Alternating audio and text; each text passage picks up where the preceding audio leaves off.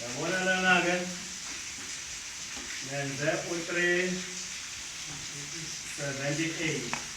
Why ngenza u-378? Ngalesikhathi uthela iba khona lesala egcekeni.